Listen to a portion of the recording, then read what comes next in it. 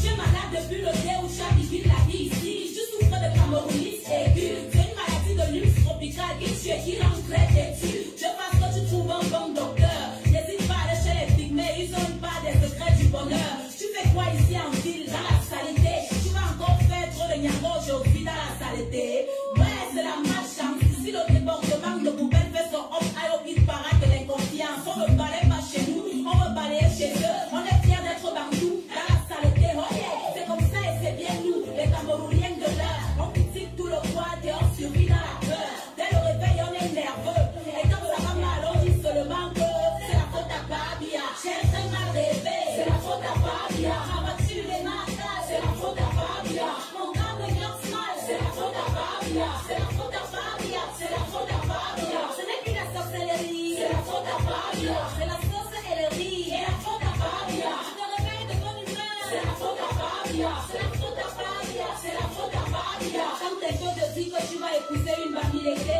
tu vas voir comment la famille va te faire manger le feu. Espèce de chien vert qui n'a ni la rage, ni courage, ni garage. On t'a dit que tu es ici en bon voyage. Tu ne fais pas le carotage. Comment? Ton cas est grave. Tu sors du school et c'est ton oncle qui te explique comme ça là. Il te dit tu es toi, tu es seulement toi. Toi, sur le monde de la course, on fait quelque chose pour toi. C'est ça le Cameroun, mais il y a un chantier, beaucoup de peuple. Chacun vient avec sa part de on passe par le tribalisme, les complexes de supériorité, la jalousie, la peur de l'autre et la facilité. Le milieu de l'art est plein de petits mots-boutous. Dans un peu de pouvoir et il te traite comme un glougoulou. Nerveux dès le matin, périphrère, ne me parle pas de balayer mon pote, copain, n'a qu'à le faire. Tu ne fais que dormir, c'est la faute à Babia. Tu ne fais que mentir, c'est la faute à Babia. Jusqu'à quand on va dire, c'est la faute à Babia. C'est la faute à Babia, c'est la faute à Babia. Tu abandonnes tes moulins, c'est la faute à Babia. Tu t'enjailles avec les gars, c'est la faute à Babia. Tu fais ça et tu dis quoi, c'est la faute à Babia. C'est la faute à Babia, c'est la faute à Babia.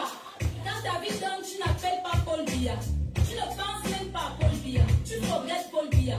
Si tu vis ton jackpot là dans un char, tu ne vas même pas Paul Biya. Mais dès que le marché est dur, c'est la faute à Babia. Tu chibas tes amis sûrs, c'est la faute à Babia. Toi, tu aimes les gens, tu te crois intelligent. Ton marabout impuissant, c'est la faute à Babia. Appelez le pasteur, c'est la faute à Babia. Faut qu'il crie sur mon salaire, c'est la faute à Babia. Yeah, allez, c'est la faute à Babia. C'est la faute à Babia, c'est la faute à Babia. Tanga te touche mal, c'est la faute à Babia. Tu ne fais même pas le sport, c'est la faute à Babia. Tu me dis que ton record, c'est la faute à Babia. Ton verre de bain se baisse, c'est la faute à Babia. Ton ex-copain te baisse, c'est la faute à Babia. Le maquillage te blesse, c'est la faute à Babia. Les fesses te stressent, c'est la faute à Babia. Ton pistage s'écrase mal, c'est la faute à Babia. Les enfants te parlent mal, c'est la faute à Babia. Le reste est sale, c'est la faute à Babia. C'est la faute à Babia, c'est la faute à Babia. Mes amis, Babia c'est aussi l'enfant de quelqu'un. Il va finir par go un beau jour, tranquillement avec la volonté et la grâce de Dieu. Ce n'est pas ça qui va tout changer par magie. Chacun de nous doit changer, aimer son prochain, balayer devant chez lui. Remercions le Seigneur de nous faire comprendre que nous sommes tous dirigeants du Cameroun. Chaque chef de famille, chaque mère, chaque enfant dirige le Cameroun quelque part à son niveau. Que Dieu bénisse notre beau pays, le Cameroun, terre de nos ancêtres. J'ai parlé.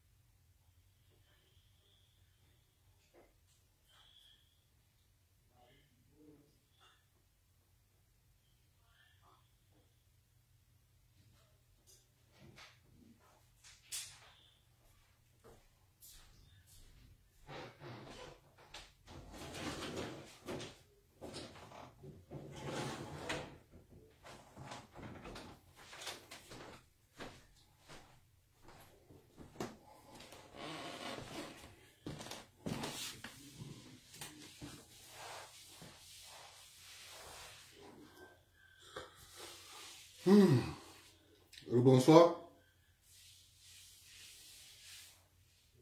Je disais tantôt, les incompétents ont pris le pays en otage. Je vais faire une parenthèse dans le direct. J'oublie souvent ça, mais aujourd'hui, je me suis rappelé. Les gens voyaient Richard Bouna. C'est énervé contre ses anciens amis.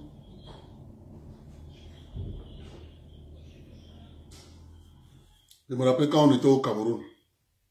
Quand j'étais au Cameroun. Une année, Richard Bouna est venu faire un concert à Douala, l'ancien cinéma, le Concorde. Le concert était 30 000 par personne, couple 50 000.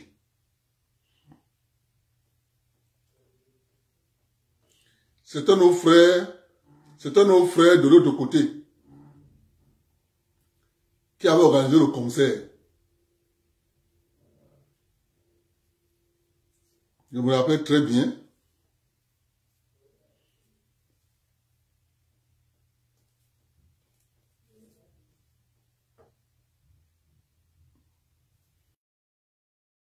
Ceux qui étaient au concert peuvent savoir ce qui s'est passé. Alors Richard Bouna a commencé à avoir des...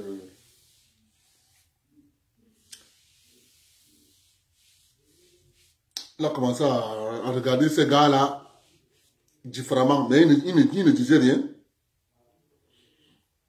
Il y a donc deux événements qui se sont passés, le décès de sa mère et l'histoire de la médaille. Sans savoir que c'est le même lobby qui a organisé le concert pour lui, qui voulait lui remettre la médaille, en quelque sorte qu'on peut chercher à humilier Richard Bouna. Parfois, moi, je le comprends. Même comme il est là, parfois, il ne connaît pas... Il ne connaît pas parler. Il ne connaît pas expliquer quelque chose. Bon, il essaie un peu de confondre le pays et les dirigeants. Il mélange tout. C'est-à-dire, il confond le pays, la République du Cameroun et les dirigeants de la République du Cameroun. Les dirigeants de la République du Cameroun ne sont pas le Cameroun. Et c'est l'amalgame de beaucoup de Camerounais de la diaspora qui confondent le Cameroun qui va rester. Et nous tous, on va passer aux dirigeants. C'est pour ça que moi j'aime souvent taper sur un individu que je sais que c'est lui qui avait la charge de telle chose. Je ne fais pas l'amalgame. Si tu fais l'amalgame, c'est pour ça que quand je critique Kamto. Si je veux parler de Bibou Nissak, je vais parler de Bibou Nissak. Si je veux parler d'Alain Fogué, je vais parler d'Alain Fogué. Si je veux parler d'Okala Ebodé, je vais parler d'Okala Ebodé. Mais beaucoup de personnes font d'hommes, parmi lesquels Richard Bouna, qui a mélangé le Cameroun et les dirigeants. C'est pas la même chose.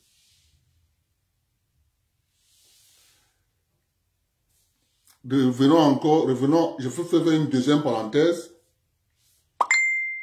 Après Okala Ebodé, le mouvement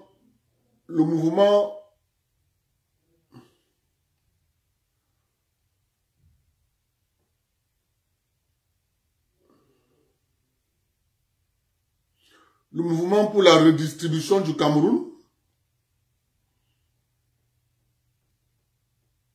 la BAS, et les Amba Boys ont recruté un autre gars, Eton. Ils ont recruté Okala Ebode. Bon, Okala Ebode, il a fait le bruit, fait le bruit. On l'a nommé à l'université de Douala. Vous l'entendez encore parler? Il ne parle plus. Il est lui tranquille à l'université de Douala. Tranquillement, il est là-bas. Si vous apprenez même qu'il a démissionné du MSN, ça ne vous surprend pas. Parce que depuis qu'on l'a nommé à l'université de Douala, il est là-bas tranquille. Il se fait oublier, c'est-à-dire, il ne veut même plus qu'on parle de lui politiquement. Depuis qu'on l'a nommé à l'université de Douala.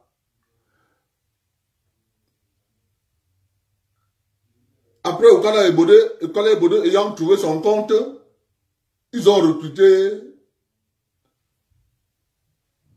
le philosophe Dieudonné Nke. Bon, Dieudonné Nke a eu la malchance que, comme lui, il ne sait pas que dans ce système, il y a des gens qu'on ne parle pas. Tu les évites parce qu'eux, ils sont d'une brutalité, ils sont d'une brutalité crue. Il allait s'attaquer à son frère Bankui. Bankui lui a donné une gifle. Bah! Ça a réveillé son cerveau. Il ne parle plus, il est tranquille dans son coin. Même à l'université, là où il enseigne, on est en train de bien lui visser. Maintenant, ils sont allés chercher Aristide Nomo. Aristide Nomo, maintenant, c'est lui la nouvelle coqueluche de Equinox. Donc, vous voyez, comme nous on vous dit tous les jours,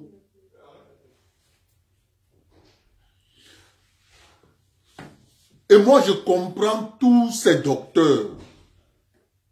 Moi je les comprends. Mes chers compatriotes, si vous ne comprenez pas ces docteurs,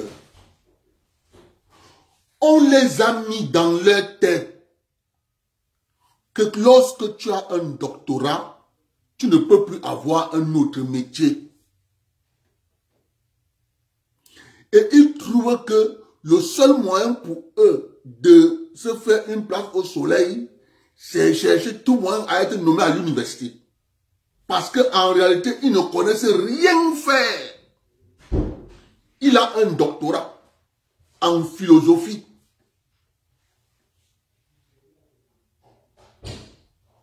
Il marche avec la torche en journée, en plein jour. Il marche avec la torche. Tu lui poses la question, qu'est-ce qu'il y a avec la torche, grand prof? Il te dit qu'il cherche le soleil. En plein jour, en plein soleil à Yaoundé. Il marche avec la torche. Grand prof, c'est comment? Il dit qu'il cherche le soleil. C'est ça le problème. Il faut les comprendre. C'est pour ça que je fais ce direct pour implorer au président Biya. Au lieu de nous créer l'université de Bolova, il nous crée d'abord l'école nationale polytechnique de Bolova.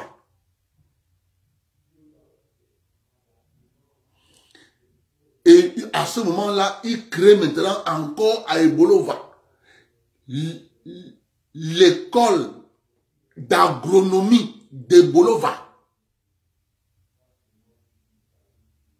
Après, il nous crée maintenant au dernière étape, l'université de Bolova.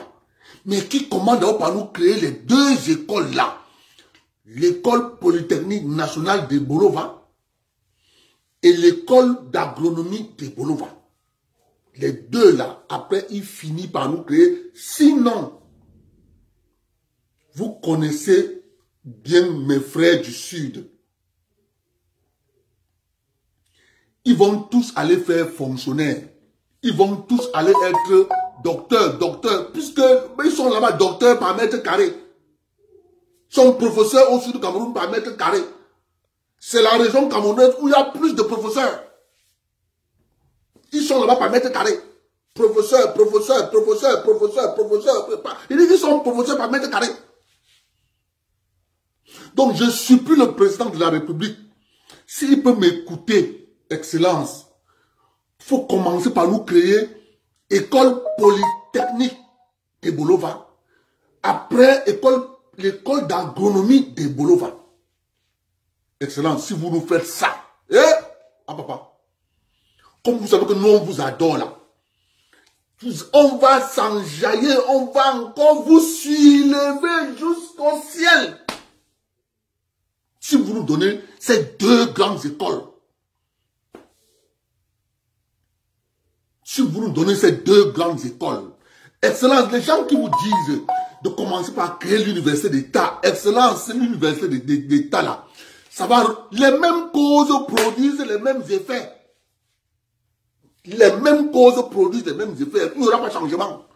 Le seul changement, c'est dans le sens où, en créant Polytechnique de Bolova et l'école d'agronomie de Bolova, Excellent, vous nous avez sauvés sur 100 générations. Sur 100 générations, vous nous avez sauvés. Excellence.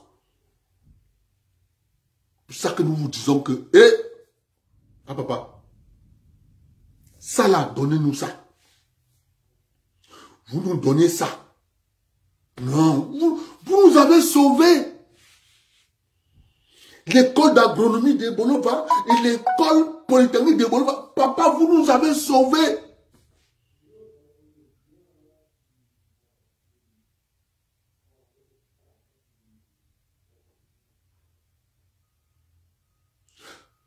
Les mêmes causes vont produire les mêmes effets. Excellence. Qui va partir de Bolova là-bas pour aller faire l'école d'agronomie à Tcham? C'est loin. Il n'y a pas l'argent. Mettez-nous ça là-bas, à Bolova là-bas. Les enfants vont commencer à comprendre. Parce que le monde qu'on est en train de vivre là, ça a changé. Tout le monde est en train de comprendre qu'il y a quelque chose qui ne va pas. Donc les gens sont en train de comprendre que, mais attends, je vais faire première année université, deuxième année, troisième année, quatrième année, je vais finir l'école, je connais faire quoi? Rien. Il y a des jeunes au Cameroun aujourd'hui qui vont faire comment on appelle ça, les conférences de formation. Quelqu'un a eu son bac, il a eu son master, sa licence, il va faire une conférence de formation pour qu'on lui a dit ce que le grand frère Pougala fait là.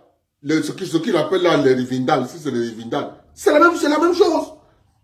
Ils ont fini leur école, ils ont son doctorat, il peut avoir encore Pougala, pour que Pougala le forme dans un domaine où il peut gagner sa vie au quotidien. Dieu seul le sait. À ce moment-là, les enfants qui vont aller à Polytechnique vont apporter des solutions aux problèmes qui vont s'opposer dans la région du Sud. Comment transformer le plancton? Quelle est la machine que je peux faire pour augmenter? Comment? Il y a beaucoup de choses. Éplucher le manioc et faire ceci. Beaucoup de choses. Ils vont développer ça là-bas. Mais pour le moment, en Konkoma, il faut qu'ils viennent à Yaoundé. La pauvreté de ça. Les parents sont pauvres. Le cacao est mort. Donc,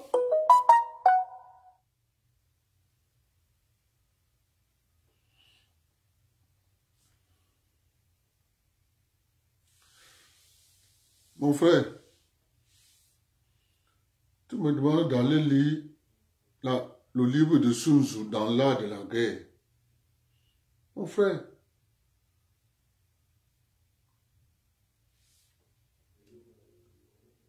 on a fait la guerre. On a fait la guerre. Mon père, moi, je n'aime pas faire la guerre. Moi, il parle au président. Que le président doit avoir pitié de nous. Il finit par l'université, mais il commence par l'école polytechnique de Bolova. Il sort deux décrets. L'école polytechnique de Bolova et l'école d'agronomie de Bolova. Il nous donne ça. Après, il met l'université d'État de ceux qui veulent continuer à aller faire lettres bilingues, professeur en grammaire, ceux qui vont continuer à faire professeur en histoire de Saint-Pangé, vraiment de Dieu.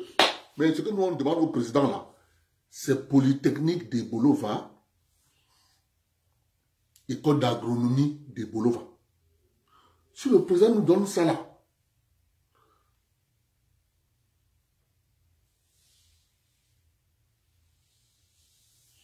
ok, mon frère,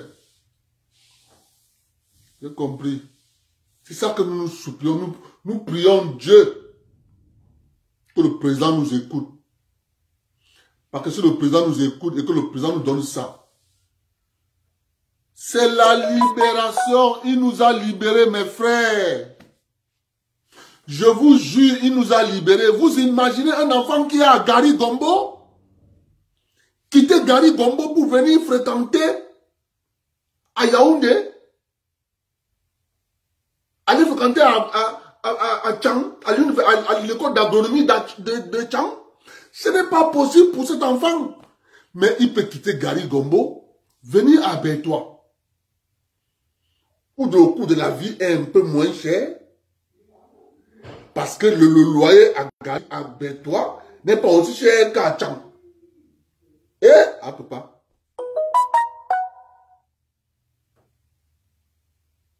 C'est ça que nous, parce que, Excellence, si vous nous donnez ça,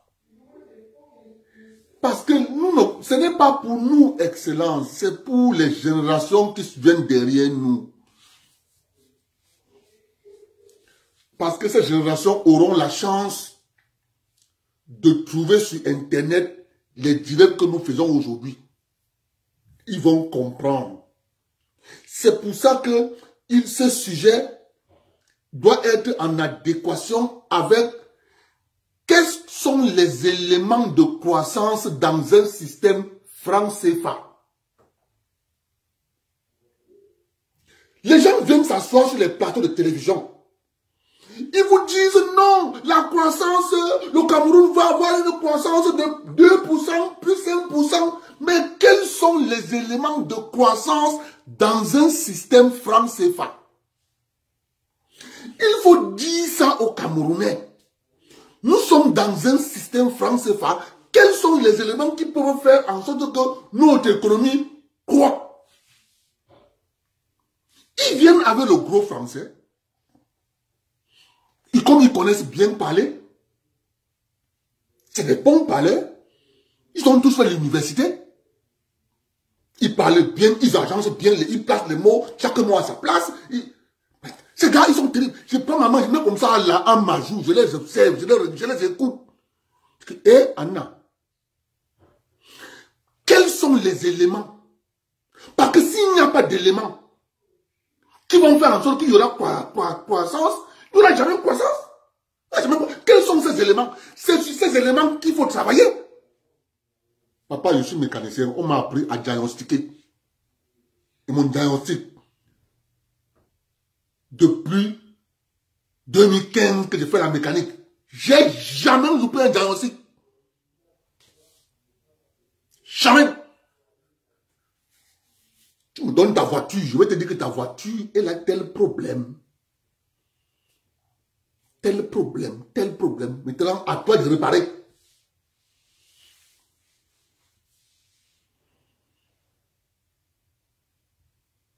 Mais je ne comprends pas ces gens.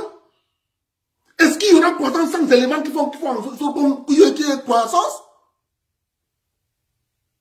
Il faut parler de ces éléments qui vont faire en sorte qu'il y aura la croissance. On dit non, il y aura la croissance parce qu'on s'est assis sur les plateaux de télévision, dans les bureaux climatisés. On a fait ce qu'on appelle la projection économique. Et c'est quoi ça? Ils s'assoient dans les plateaux, dans les bureaux. Non, le Cameroun attend une croissance de 5%. Au final, c'est 1,2%. Non, cette année, le Cameroun attend une croissance de 7,3%. Au final, c'est 1%. Le Cameroun attend une croissance de 5,3%. Au final, c'est 2%. Mais c'est parce que les gens ne travaillent pas au niveau des éléments qui font en sorte qu'il y aura la croissance. Ils restent dans... Et je vous dis que si c'est pour l'éloquence, ces gars, ils ont de l'éloquence. Ils ont de l'éloquence. Mais sauf que l'éloquence, ce n'est pas l'éloquence qui fait la croissance. ce sont les éléments qui concourent à la croissance. C'est sur ces éléments qu'il faut travailler.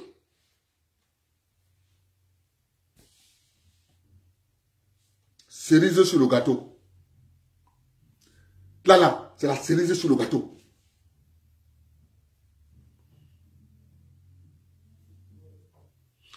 Ils ne peuvent pas dire, dans le budget de l'État du Cameroun,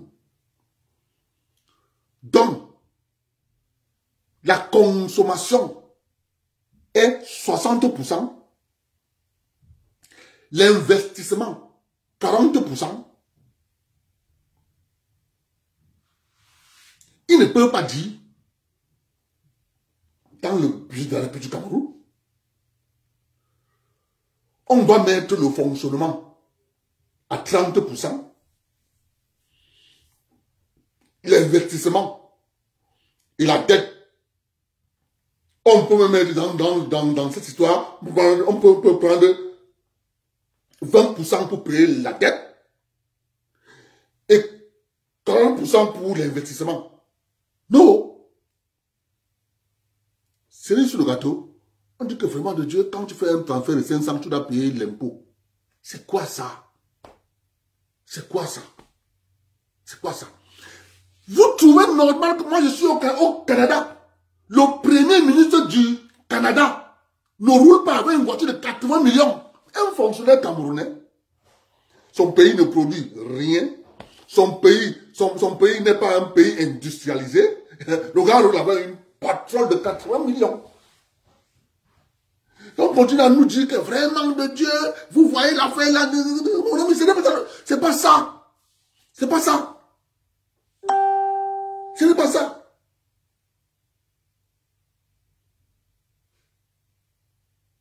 C'est pas ça. J'ai dit et je répète, le fonctionnaire camerounais, l'État du Cameroun, doit aller au Japon, signer une convention avec l'entreprise japonaise Toyota. Il signe une convention pour la fabrication de Toyota Tercel. Il mérite de rouler avec les Toyota Tercel. 4x4. Ça coûte 8 millions. C'est ça que les fonctionnaires camerounais devaient rouler avec. Pays pauvre, très endetté. On ne peut pas nous dire que dans un pays pauvre, très endetté, tous les sous-préfets roulent avec des voitures de 80 millions. C'est quoi l'affaire? C'est quoi l'affaire? Mais non, ça ne marche pas. Ça ne marche pas. On vient dire aux gens que vraiment, comme vous voyez comme ça là, il faut qu'on serre la ceinture. C'est la ceinture de quoi? C'est la ceinture de quoi? Maintenant, les tontines, on met les taxes. Les transferts d'argent, on met les taxes. Diminuez votre train de vie. Mon frère, là où ils m'ont tué, c'est que, comment tu t'as donné la voiture là? Est-ce que vous avez vu le budget du carburant de la fonction publique camerounaise? Rien que le carburant.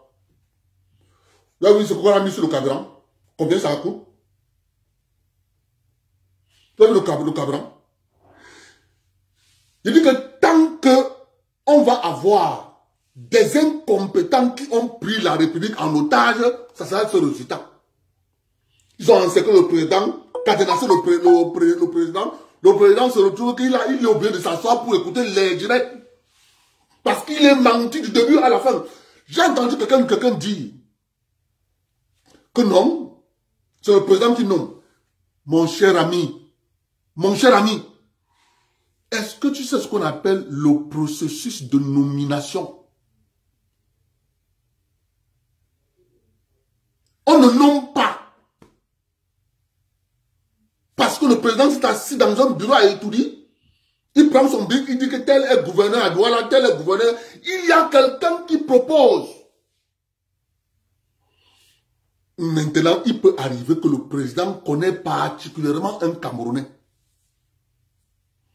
Mais, comme le président a un défaut qui est reconnu officiellement, c'est que il est un monsieur qui est procédurier et c'est ça sa mort. Lorsqu'il estime un Camerounais, il va dire au secrétariat général de la présidence, je veux qu'on me fasse l'enquête sur tel citoyen. C'est terminé. Dès qu'il va demander cette enquête sur ce citoyen camerounais, l'enquête-là va être biaisée. Le résultat de l'enquête sera biaisé. Foutu en l'air. D'ailleurs, les gens qui vont venir t'enquêter vont te dire, bon voilà, nous sommes venus te poser des questions. Tu dois savoir que si ça aboutit très bien, tu peux avoir ta promotion, mais tu dois savoir que celui qui a permis à ce qu'on te nomme, c'est telle personne. C'est à lui seul que tu dois rendre compte. Papa, le président a eu la malchance un jour d'appeler Ababa Polycarpe. Dit Ababa, tu ne connais pas un jeune Camerounais qui peut me redresser la Cameroun Airlines? Tu ne connais pas un jeune Camerounais? Tu peux pas me le confier? Un jeune Camerounais. Ababa dit au président, excellent monsieur le président, je vais vous trouver un jeune Camerounais. C'est comme ça que Ababa n'a pas convoqué le gars, comment il s'appelait qui là? Il s'appelait Kameni. Rappelez-moi son nom là. Le gars qui était directeur à la caméra là. C'est Djemani, c'est qui là-haut? Il avait un nom là. Il avait un nom là, j'oublie son nom. Il avait un nom là. C'est Djemani, c'est... Son nom m'échappe, ça va me revenir. Ababa, pardon, prendre ce gars. Il dit au gars, en dehors de moi, tu n'as plus de compte à rendre à quelqu'un.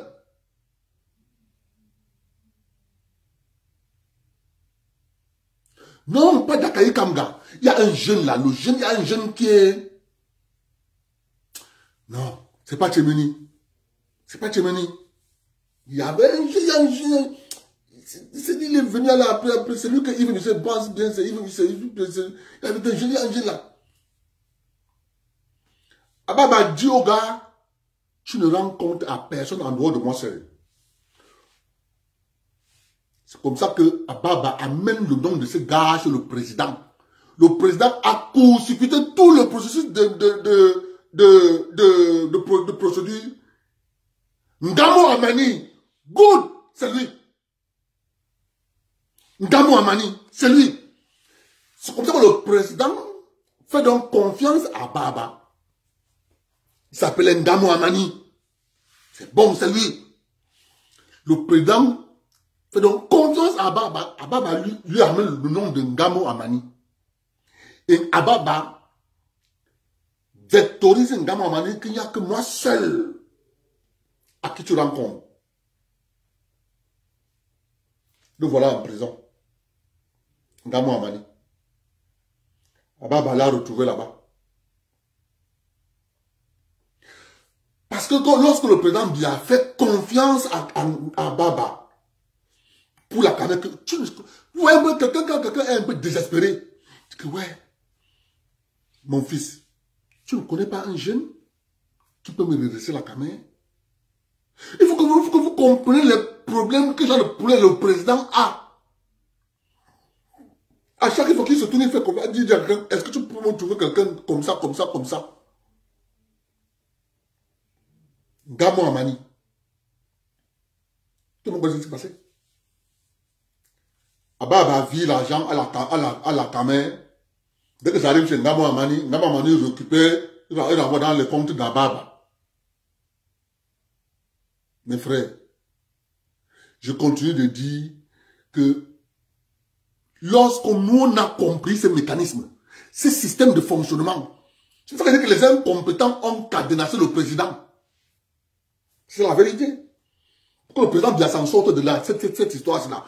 Moi, parfois, je reste comme ça, mais le pâté là, il va faire comment? Parce que la manière que ces gars le quadrillent, la manière que ces gars le quadrillent, Il respire. Il doit savoir qu'il a respiré. Il fait. Il doit savoir qu'il a touché 2, 3, 4, 5 fois. Il est caï. Il dit que, mes frères, vous ne pouvez pas savoir lorsque tu travailles avec un incompétent. J'ai travaillé avec un incompétent. Je sais quelle est la capacité de nuisance d'un incompétent qui ne veut pas perdre ses prébendes. Il est prêt à tout. Même s'il faut faire descendre Jésus par terre pour atteindre son objectif et pour qu'il ne perde pas ses prébendes, il est prêt à tout. Oui, moi je l'ai vu chez Bolloré. Je l'ai vu chez Bolloré. Je l'ai vu chez Bolloré. Quand un incompétent réussit à se retrouver à un poste stratégique, il va couler la société. Moi que vous voyez, à un certain moment, on n'avait pas de choix. On regarde comme ça là dans les ateliers. Lorsque tous les anciens de Bolloré sont partis en retraite, je suis resté, j'étais le compétent.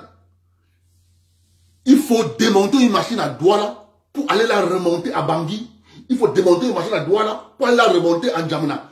On est obligé de m'envoyer. On m'envoie par défaut. Comme on m'envoie par défaut, et on refuse de me donner l'argent.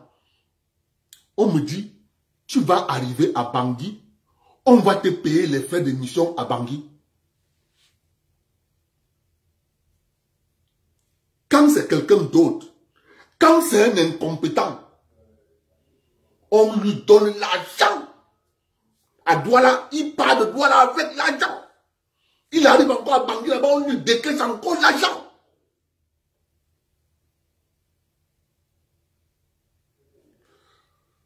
Mais comme c'est moi, c'est que c'est le mafia, il est gueulard, on va lui refuser l'argent, mais il va aller travailler.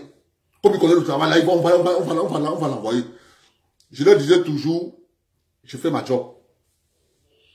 Je suis ouvrier ici, je fais mon travail. Je ne veux pas avoir une sanction parce que travail, sanctionner même pour autre chose. Mais pas pour le travail. Là, je pars à Bangui, je tape 2 mois là-bas, je remonte la machine, je l'essaye, je la mets en fonction, je le sais, pendant 1 mois, je prends l'avion, je le rends. On me refuse l'argent. Oh, quand tu vas regarder les textes du Cameroun, par qui donne droit aux missions, lorsque tu es agent de maîtrise, comme moi, quand j'étais agent de maîtrise en 9e catégorie, on va te dire, la loi dit au Cameroun, la mission c'est 12 000, mais si c'est à l'étranger, ça doit être plus de 12 000. Mon frère, les gars me refusent l'argent. Je sais qu'on me refuse l'argent pour que je me révolte, et on me dit, refuse d'aller travailler. Ils vont me sanctionner. J'avais toujours un seul discours, que le jour où je partirai, vous allez garer 4 à 5 machines. Comme je ne serai plus là pour réparer, vous allez soit les garer, soit les couper en ferraille. J'ai pris l'avion, je suis parti. Les machines ont garé. Le plan est devenu fou. Donc, l'autre monsieur là qui travaillait, vous ne travaillez pas. Les incompétents sont d'une solidarité. Il n'y a personne qui s'entend comme les incompétents. J'ai vu ça de mes propres yeux. Donc quand il m'a sorti là pour parler des choses du port, c'est ce que j'ai vécu. C'est pas quelqu'un qui je vous raconte pas les choses que les incompétents ont pris le pays en otage. Et c'est ça qu'on vit là aujourd'hui. Quand je parle tous les jours, je dis aux gens que le jour où le président Biya va tenter de dire à ses proches collaborateurs qui sont logés à la présidence, il va dire, je veux le dernier diplôme de tout le personnel de la présidence de la République. Je dis le dernier diplôme original. la présidence de la République du Cameroun va se vider de la moitié. C'est moi qui vous dis. Je dis, la présidence de la République du Cameroun va se vider de la moitié. Dès que tu demandes à quelqu'un l'original de son diplôme, le dernier, je demande l'original de son dernier diplôme. Je dis que la présidence de la République du Cameroun va se vider de la moitié de son personnel. C'est ça la vérité. Il faut qu'on se regarde droit dans les yeux et on se dise les vérités. C'est ça que je dis souvent. Dès que tu vas attaquer le président Biya, je me retourne sur toi. Je dis que monsieur, tu es un sorcier. Vous laissez les gens qui plombent le pays, vous appelez monsieur Biya. Vous appelez monsieur Biya. Non. Monsieur Biya sera le dernier maillon du système. Tu pars au premier ministère de la République du Cameroun. Tu demandes aux gens qui travaillent là-bas apporte ton dernier diplôme, l'original. Le premier ministère se vide de la moitié de son personnel. Vous racontez quoi là? Dans tous les ministères, les faux diplômes ont pris tous les postes stratégiques. C'est ça la vérité. Vous voulez me les gens. Je dis que tu ne peux pas parler du président Biya où je suis. Je te laisse. Je ne peux pas te laisser. Je ne peux pas. La vérité, c'est ce que je vous dis là. Moi qui vous parle, j'en connais les gens qui travaillent là-bas avec les photocopies de mon bac. Mon bac, il travaille avec. Il est un grand directeur. C'est la photocopie de mon bac qu'il a photocopié. Il est allé avec ça, il a scanné. Il a changé le nom. Il a imprimé. Vous parlez quoi là? Vous venez appeler Paul Biya? Paul Biya, c'est le dernier maillon. Je vous dis que c'est comme ça partout. Il s'enseigne tout le moins cher, c'est Paul Biya. Quand un magistrat est assis à Garoua, il fait ses forfaits là-bas, c'est Paul Biya. C'est Paul Biya. C'est Paul Biya. C'est pour ça que je continue de dire, moi je suis quelqu'un, je dis mes choses comme ça là parce que je l'ai vécu. J'ai vécu ça. J'arrive chez Bolloré. Je suis souvent quand je mets à le dire, les gens pensent que je mens. Je suis embauché chez Bolloré en 2000. Je suis le premier ouvrier chez Bolloré à avoir un bac technique. C'est moi. Elle n'avait pas. Et dès que je suis arrivé, les gars ont compris que, oh, le petit là, il a le bac. Papa, il était mince comme ça. Et le petit là, il a le bac. On a compris que la société est en train de vouloir changer de paradigme. Il fallait m'abattre à tout le monde. J'étais petit, je connaissais quoi. Mais j'avais juste la chance que le blanc qui m'avait embauché m'avait vu travailler chez un autre blanc. Il est venu voir, c'était son ami. Il est venu lui rendre visite. Il a trouvé un jeune mécanicien qui a déposé le moteur de la Pajero, démonté tout le moteur, déposé la boîte de vitesse, démonté la boîte de vitesse. Mais il arrive au garage à Bourabora, il a trouvé les pièces éparpillées partout, sur un tapis bien propre. Il demande à son ami, mais le mécanicien là, c'est qui? Le blanc lui dit que c'est un jeune mécanicien qu'on m'a recommandé là. Mais quand tu parles là, je viens pour regarder son travail. J'ai jamais vu ça depuis. Il était directeur commercial à la Sokada. Il dit que mais j'ai jamais vu un mécanicien comme ça. Parce que quand moi il travaille là, je classe les vis, les boulons, tout est propre. Le blanc, il regarde. Quand je suis revenu le lendemain, il revient à 12 heures. Il voit comment je travaille. Il voulait voir si la voiture là va marcher. La boîte de vitesse versée par terre. Mais c'est pas possible. Pour lui, ça n'allait plus marcher. Ça m'a pris une semaine. J'ai remonté la boîte. J'ai remonté le gars a fait venir les plaques de la France. J'ai remonté la boîte. J'ai remonté les pieds du moteur. J'ai positionné la boîte. J'ai positionné le moteur. Tout fini. Le soir, j'ai mis la clé. Tac, vroom. Le blanc vient, sa femme vient avec la caméra. Elle filme comment le moteur est en train de tourner.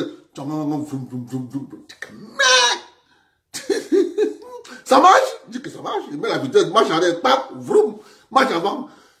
C'est là où il prend sa carte de visite. Il me dit que viens me voir chez Bolloré. Ça, c'est comme ça que j'ai entré chez Bolloré. Donc, je ne suis pas entré chez Bolloré. Viens me voir chez Bolloré. Bon, je pense pour moi, dans ma tête, que je vais aller voir. C'est un blanc qui est chez Bolloré. Et j'arrive chez Bolloré, il me demande, tu es venu avec la tenue. Il dit que non, je ne suis pas venu avec la tenue. Non, va travailler. Bon, on me trouve une tenue. C'est comme ça que j'entre chez Bolloré. Il fait là-bas 15 ans. Ce sont des incompétents. Donc quand moi il parle là, je sais de quoi il parle. J'ai vu la magie là-bas. Donc, lorsque tu n'as pas travaillé avec un incompétent, tu ne peux pas savoir comment ils sont nuisibles. Ils sont nuisibles. Et comme j'ai commencé à comprendre le Cameroun, je me réunissais à kilomètres, à dernier poteau, pour comprendre le Cameroun en profondeur. C'est là-bas où j'ai commencé à dire que l'affaire, il ne faut pas expliquer ça quand tu es encore ici. C'est comme ça qu'on s'entend qu'il faut que je parle. Comme ça que on a donc mieux un problème, il faut que je parle. Pour vous raconter tout ce que je vous raconte là. Vous voyez que tout ce que je vous raconte là, si tout comme j'allais raconter ça, je n'allais pas parler. Je n'ai pas parlé. Je sais ce que c'est qu'un incompétent. Je connais leur capacité de nuisance. Bon, quand tu ne connais pas ça, tu ne peux pas savoir. Hein.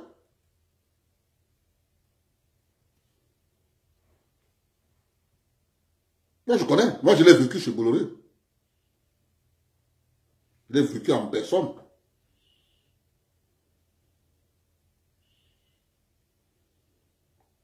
Ils se disent des incompétents.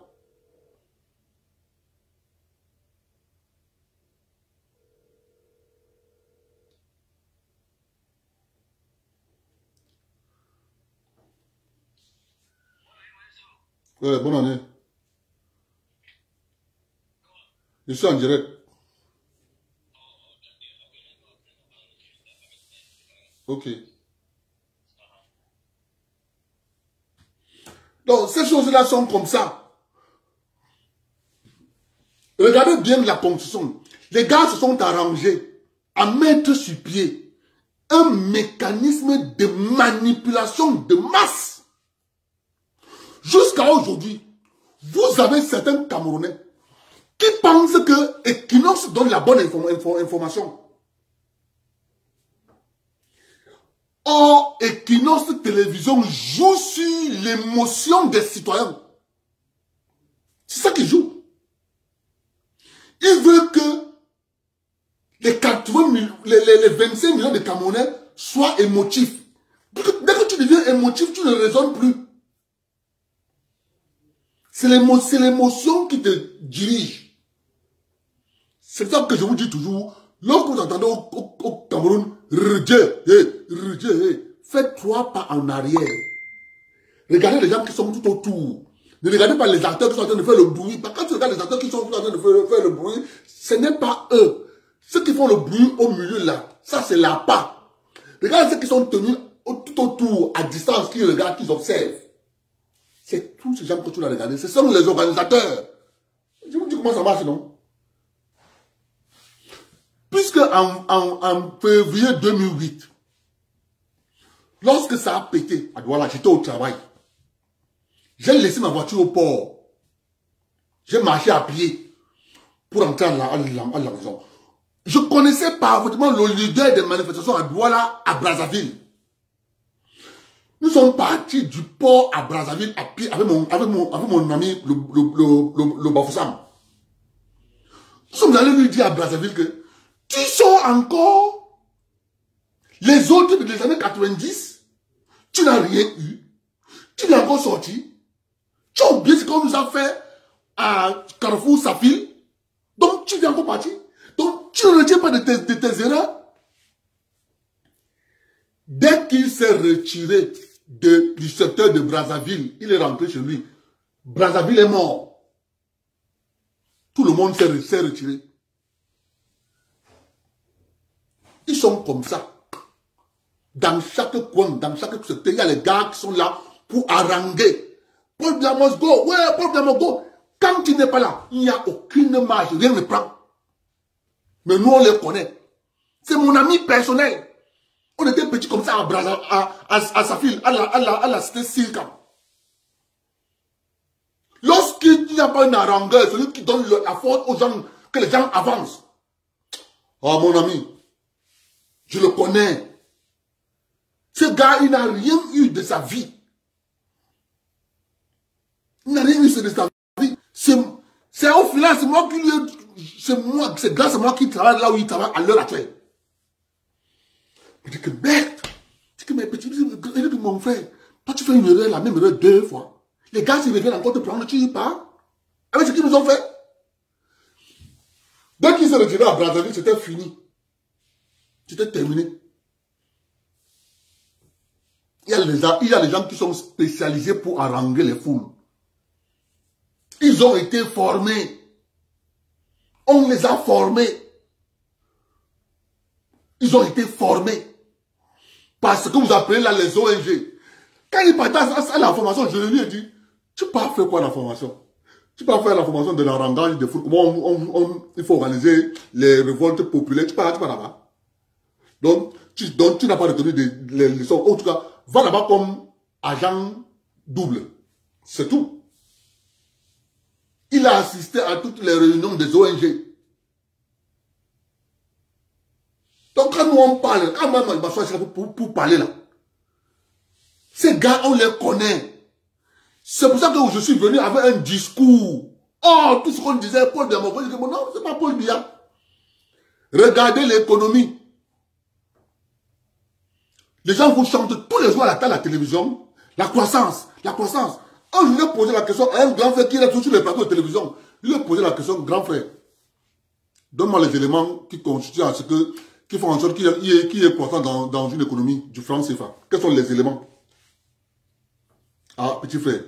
Laisse-nous quand nous on parle à la télévision, nous on parle réciter la théorie. Toi, tu viens encore nous poser la question. Donc, tu comprends qu'ils sont bien conscients qu'ils sont en train de faire la manipulation, hein? Ils sont conscients, hein? Ils sont conscients. Mais mon frère, pourquoi tu veux me déranger? Laisse-nous aller réciter la théorie. On sait bien que sur le terrain, là, avec le système, là, tu ne pourras jamais t'attendre à une croissance. Tu vas avoir tu attends à une croissance de 5%, tu vas avoir 1,2%. 2%, maximum 2%.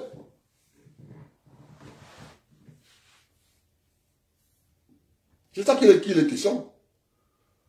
Je vais vous lire l'article d'un grand frère. Un grand frère qui m'a envoyé cette article. Je vais lire ça pour vous. C'est ça que je dis. Lorsque je viens m'asseoir ici, là, je vous dis.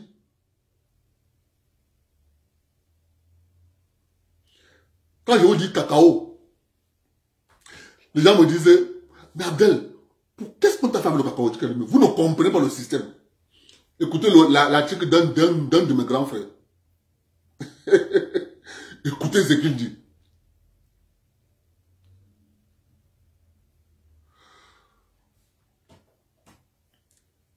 Est-ce que vous observez au Cameroun une chose? Vous observez au Cameroun que on construit les bâtiments passés, ministères, immeubles ministériels. Vous n'avez pas remarqué ça? Vous avez remarqué ça, non? Est-ce que vous savez que la ville de Montréal où je réside a commencé à avoir ses premiers gratte-ciel en 2015? Je vous rappelle que la ville de Montréal fait 375e année l'année dernière. La ville de Montréal a fêté sa 375e année. La ville. Premier Gratte-Ciel, c'est en 2015. Eh oui. C'est ça. Parce que c'est que les gens ne vous disent pas. Je suis dans une autre ville. La ville là ici, on appelle ça la ville de Terrebonne. Je suis allé à la mairie de Terrebonne. Le bâtiment où est logée la mairie de Terrebonne, le bâtiment a été construit en 1910. La mairie est dans ce bâtiment jusqu'à date.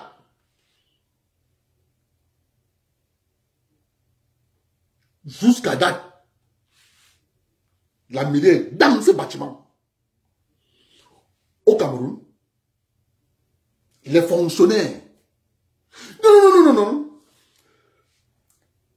Direction régionale du FECOM de Yaoundé, du FECOM à Yaoundé. Direction régionale du FECOM de Garoua. Direction régionale du FECOM de Maroua. Direction régionale du FECOM de Borobo. Direction régionale. En termes de production de la richesse, la direction régionale de FECOM produit quoi? Je veux que vous me répondiez. Ça produit quoi? Et une chose, que quand ces gens s'asseyent sur les plateaux de télévision, ils vous disent vraiment de Dieu, la dette du Cameroun, la dette, vraiment, la dette. Et, papa, acheter les voitures, c'est la dette. Dès qu'il y a la balance commerciale, c'est la dette.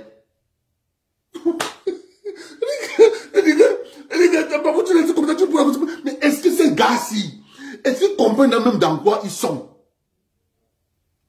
Les gars, pour eux, c'est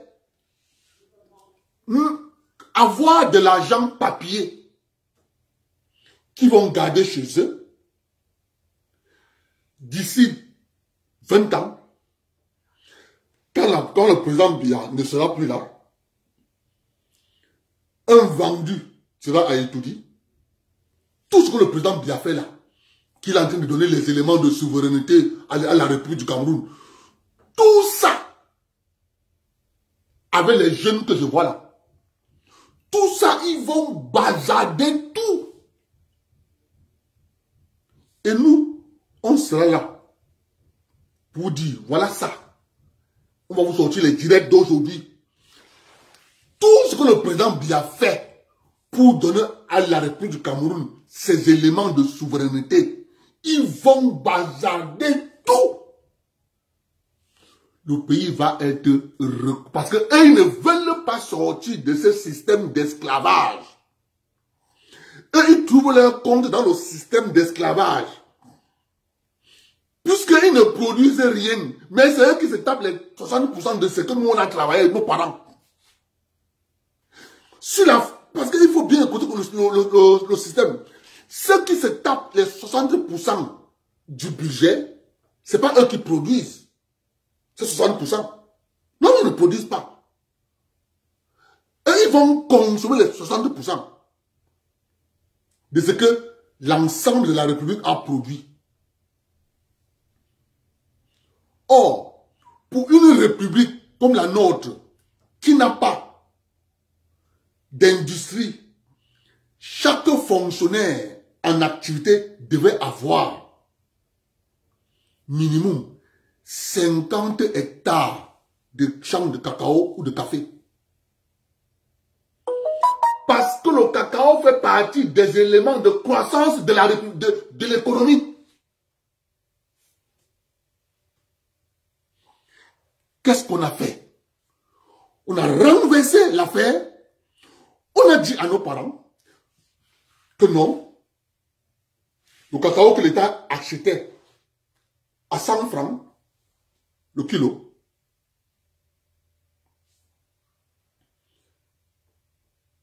et râler sur le marché international, vendait le même cacao à 1300, revenait au Cameroun, donnait aux producteurs camerounais 500 francs, dont l'État a engrangé. Dans ce système d'esclavage, 1200 qui revenaient aux producteurs. Cerise sur le gâteau. Au lieu d'expliquer ça à nos parents de la zone du centre, du sud, de l'est et du littoral, le directeur général de l'époque, Melingui, un enfant de la zone forestière, avec le directeur général adjoint, il s'appelle qui là, l'OPS là, un enfant de la zone forestière, ont écouté le discours de leurs amis du FMI. Ils ont juste réfléchi que non, nous on sera riches, nous personnellement, individuellement, en fermant l'ONCPD. La conséquence directe de la fermeture de l'ONCPD, c'est que ça appauvrit tous les enfants de la zone forestière. Je dis bien, tous les enfants de la zone forestière sont devenus fous, pauvres. Résultat de course, je vous ai dit ça l'autre jour, on a commencé à vendre les terres. Les terres ne se vendaient pas en 1980, en 1979, en 1972, en 1983, en 1984. Les terres ont pris l'explosion, c'est à partir des années 90 de la fermeture de l'ONCPD. Les mariages se sont détruits après la fermeture de l'ONCPD. Nos parents, il y a même d'autres qui avaient pris les crédits à la banque pour construire les maisons à Douala. La banque est venue saisir. J'ai vu ça en Dorbon de mes propres yeux.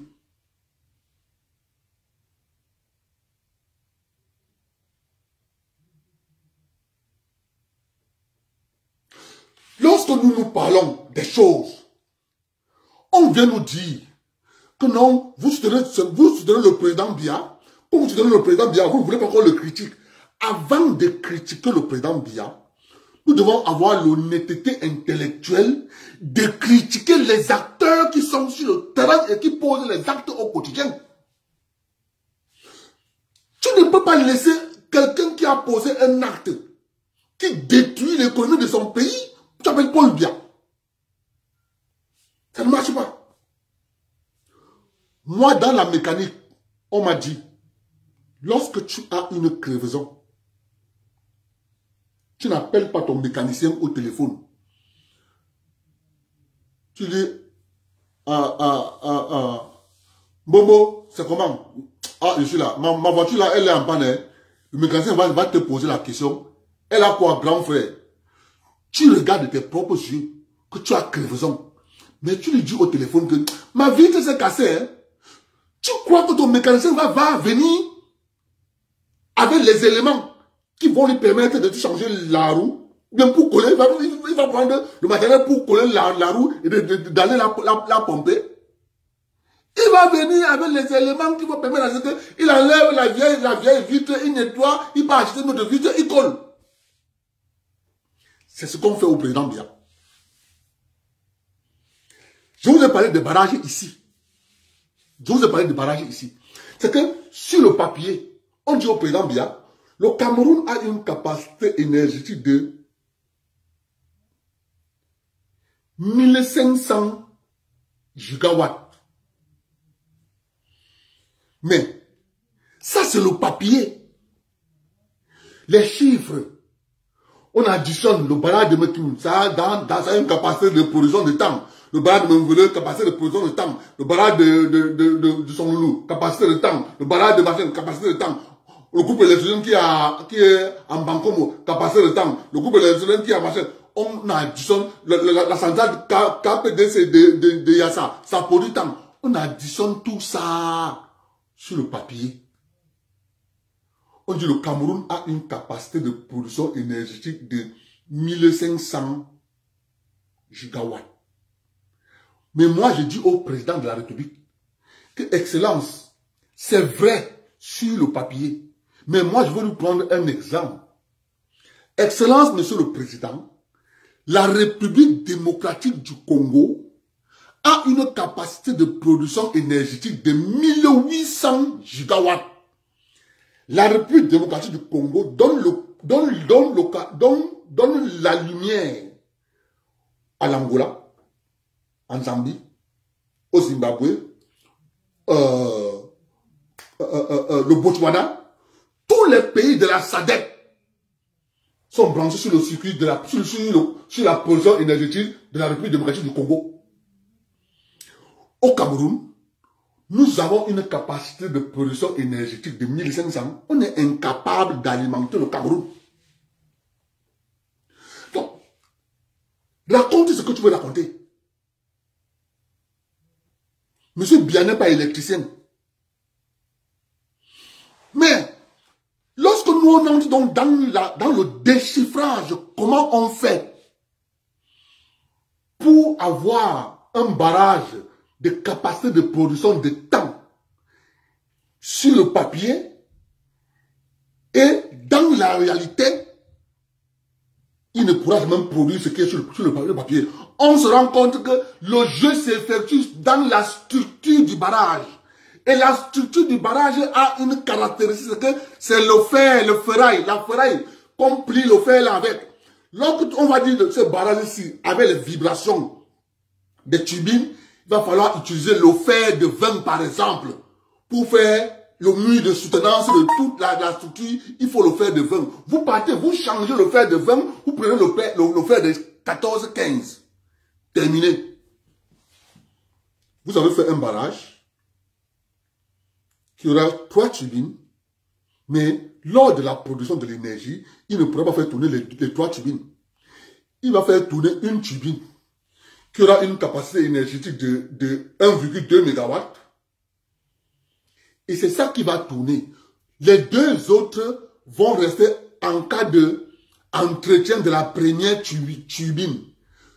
Résultat de course, quand on entretient la première turbine qui tourne, on fait tourner la deuxième. La troisième, elle finit par rouiller après 30 ans. C'est ça qui est arrivé au barrage de Sonloulou. C'est ça qui est arrivé au barrage de Dédéa. Gars, je ne parle pas des choses en l'air. Hein. Allez là-bas voir, vous allez voir vos propres yeux. Donc quand les gens s'asseyent pour insulter le président Biya, ils disent que mais, ils sont fous ces gens, ils sont fous. Biya est électricien. Biya est électricien. Le même jeu s'effectue donc au niveau du transport de l'énergie. Écoutez-moi, les gens qui bavardent là, ils insultent Paul Biya le matin, le soir, ils s'asseyent sur les plateaux de télévision pour insulter Paul Biya. Lorsqu'on dit à Paul Biya que ce projet, c'est pour le barrage, pour transporter l'électricité, il nous faut un câble de tant de diamètre. Parce que la grosseur du câble te donne la puissance, te donne la capacité de transport de ce câble. Donc, il va dissiper moins de l'énergie. Il y aura peu de pertes au niveau de la dissipation de l'énergie. Il va transporter une bonne quantité d'énergie. Au lieu de mettre un câble censé transporter telle capacité d'électricité, ils vont changer le diamètre du câble. Parce qu'on veut manger l'argent. On met le diamètre qui est petit. On dit, vraiment de Dieu, on a conçu les barrages. Même comme ça, là, il y a tout le délestage. Mais bim, le bilan. Ça veut que vous avez compris? Vous laissez le vieux là tranquille. C'est pour ça que quand il fait mon direct là, j'ai des éléments pour vous dire qu'arrêtez avec le mensonge. Maintenant, allez donc voir qui sont à la tête de ces projets. Écoutez-moi, ce que je vais vous dire là. Lorsqu'on a fait on a fait les plans du barrage de Mekim, le barrage de Mvele, ce sont les Camerounais. Les ingénieurs camerounais qui ont conçu les plans de barrage. Écoutez-moi, écoutez-moi. On en a marre de ces gens qui passent le temps à tromper, mentir, tromper. Ils s'asseyent sur le plateau de l'homme pour mentir. Comme ils parlent bien le français, comme moi je suis un bègue, non, on dit que c'est un bègue, mais moi je vous dis la vérité. Lorsque les gars du Cameroun voulaient faire les barrages de Mvele, ce sont des Camerounais qui ont conçu les plans. Dans la construction des plans des barrages, on a donné ces plans à l'électricité du Cameroun. Et l'électricité du Cameroun a récupéré les plans des barrages que les Camerounais ont conçus. Il a donné à un cabinet français qui a refacturé les mêmes plans de construction de barrages, mais en diminuant la structure. Pour que le barrage ne produise pas l'énergie à sa puissance maxi. Alors je parle là. Quand vous partez, il y a une tension à l'électricité du Cameroun à cause de ces barrages. Parce que tous les ingénieurs qui sont à l'électricité du Cameroun ont récupéré les plans de barrage. C'est caché partout dans la diaspora, partout caché. Ils attendent que ça pète, ils vont dire envoyer. C'est ça la vérité. Il y a une tension là-bas, à EDC.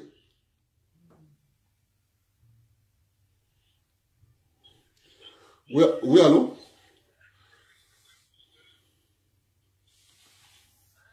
Je suis en direct.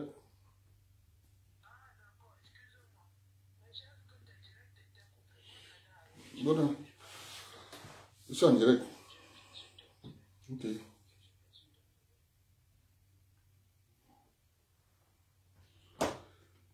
Lorsque les gars prennent le plan du barrage, ils envoient ça à ce cabinet français. Ce cabinet français modifie les plans du garage en diminuant la structure. C'est fini. Votre barrage ne va jamais arriver à sa capacité de production énergétique massive. Jamais. C'est ça qu'on a fait au Cameroun. Les gens sont assis, ils critiquent Paul Biya. Ils détruisent le pays, ils critiquent Paul Biya. Non, c'est Paul Biya le responsable. C'est lui qu'on a voté. Hein. Vraiment de Dieu. Paul Biya est électricien. Paul Biya est électricien. Vous l'accusez, il est électricien. Minalemi. Gars, nous on est avec vous. On ne va pas vous lâcher d'un petit iota comme ça, on est avec vous. Et on va voir là où ça va nous amener. Une bande d'incompétents qui veut détruire le pays avec une manipulation de masse. Pensant qu'on les autres, on ne pourra pas comprendre ça et venir verser ça sur la toile. Car nous on est là. On va mettre tout ça sur la toile. Tout. C'est la vérité. Ça va vous énerver, mais ça sera ça. On est désolé. Vous allez laisser Paul Biya tranquille. Accusez vos frères et vos parents. Il n'est pas électricien. Il n'est pas. Vous avez compris? La même chose qu'ils font dans les transformateurs. Lorsqu'on dit, bon, ok, le barrage a besoin d'un transformateur de telle puissance. Écoutez-moi. Écoutez-moi bien, pas, il vous parle de ces choses. Vous avez vu le bateau récemment, non? Le bateau a accosté au pont, non? Avec les transformateurs, non? Attendez. Mon ami va m'envoyer les caractéristiques des transformateurs origine qu'on a fait le barrage avec. Vous allez voir. Ce qui est arrivé là l'autre jour dans le bateau, vous allez voir. C'est Paul Biya. Vous avez compris? C'est Paul Biya. C'est Paul Biya. Lorsqu'on part, on change les caractéristiques des transformateurs, c'est Paul Biya. C'est Paul Biya. Nous, on vous a dit, moi, je ne pourrais jamais aller sur un plateau de télévision au Cameroun. Jamais. Ma télévision, c'est Facebook. Pourquoi aller sur un plateau de télévision? Ça ne me sert à rien. C'est des manipulateurs. Ils ne sont pas là pour dire la vérité au peuple camerounais. Ils sont là pour manipuler pour leurs intérêts. Ils mentent. Ils mentent. Ils mentent. Ils mentent. Lorsque le Peignac a commencé à enlever les poteaux en béton pour mettre les poteaux en bois, ils ont dit quoi? C'est Paul Biya.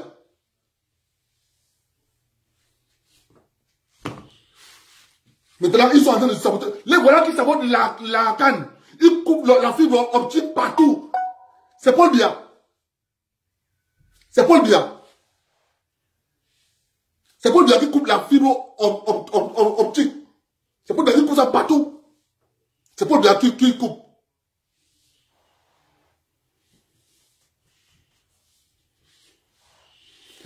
Des gens ont décidé qu'ils vont se faire l'argent et ils vont accuser Paul Biya. Et on veut que nous on se taise. On dit non, vraiment, taisez-vous. Vous racontez quoi là? C'est Paul Biya, vraiment de Dieu qui a gâté le Cameroun. Et le drame dans l'affaire, le drame, écoutez-moi, le drame dans l'affaire, c'est mes frères Betty. Je dis, le drame dans l'affaire, c'est mes frères Betty. Je vous mets un débat télévisé. Écoutez, écoutez. Ce que vous écoutez aujourd'hui là, quand moi je travaillais chez Bolloré, tout le garage de Bolloré, la direction technique, à la direction technique de Bolloré, on était environ 135. Environ 135 ouvriers. Dans les 135 ouvriers, il y a 10 régions au Cameroun. 9 régions représentaient 15 employés. Les autres 115, c'était la région de l'Ouest. Donc j'étais reconnu là-bas comme le soutien du président Biya. Dès que tu venais avec le journal messager, je te dis, assois-toi. Le messager a dit quoi? Le messager a dit que je l'occupais, dit que bon, ok, lorsque on démantelait l'infrastructure portuaire du port de Douala à ITS, c'était pour le Paul Biya. C'est comme ça que je l'ai fermé la bouche. Je ne partais pas loin. Je partais seulement, je lui ai posé la question. Lorsqu'on a pris le bateau du port autonome de Douala, on a pris le personnel du port autonome de Douala. Vos parents qui sont à Yaoundé et à Douala ont demandé à Bolloré de créer une société. On a pris le bateau du port, le personnel du port donné à cette société. La société s'appelait Société de dragage des côtes africaines. Lorsque le port de Douala draguait le port de Douala, lorsque le port lui-même draguait le port, le chenal, annuellement, la facture du dragage sortait annuellement 7 milliards. Lorsqu'on a créé la société de dragage de côtes africaines, on a pris le personnel et le bateau, on a donné à Bolloré. La facture du dragage est passée de 7 milliards à 17 milliards. C'est Paul Biya. C'est Paul Biya, n'est-ce pas? Ah, vous les bateaux. Les petits t'ont même donné quoi? Les petits t'ont même donné quoi? Ils ont enlevé tous les bateaux dans le gouvernement. Tu as tous les soutiens, tu donnes quoi? Donc, ce n'était pas un problème de Paul Biya à gâter le Cameroun. Le problème, c'était qu'il fallait faire, il faut faire porter par tous les moyens la responsabilité de l'échec du Cameroun au Betty. Ce discours, c'est depuis qu'on a commencé à le construire. Je l'ai vécu en direct. Puisque moi, on m'a interpellé plusieurs fois. Toi, le faux Bafiassi, les Betty, ils ont gâté le Cameroun. On est en 2020, qu'est-ce qu'on entend sur les plateaux de télévision? Les Betty.